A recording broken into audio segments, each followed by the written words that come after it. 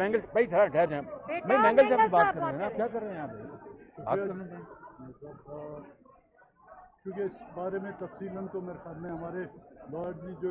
आइनी और कानूनी जो मसाइल हुए हैं वो उस पर बात कर सकते हैं, लेकिन एक ये हकीकत है कि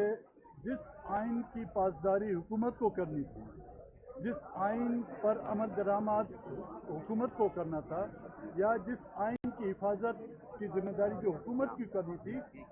हुकूमत के बजाय हमारे सुप्रीम कोर्ट बार के वकलाओं ने इसका एहसास करते हुए ये पटिशन दाखिल की, और उस पटिशन के तहत हम पॉलिटिकल पार्टियों को जब नोटिस जारी किए गए तो हम एज ए ऑब्जर्वर आके हमने यहाँ पर देखा, और उम्मीद ही यही है कि जो आज भी हमने कार्रवाई देखी कि यहाँ सुप्रीम कोर्ट में भी आइन की पासदारी करते हुए वो आइनी और कानूनी फैसले किए जाएंगे।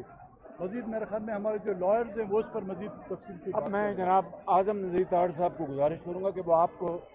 आज जो कार्रवाई हुई है वो लीगल पार्लेंस में आपको बता दें, और इसके बाद कोई सवाल का जवाब हम नहीं देंगे क्योंकि ये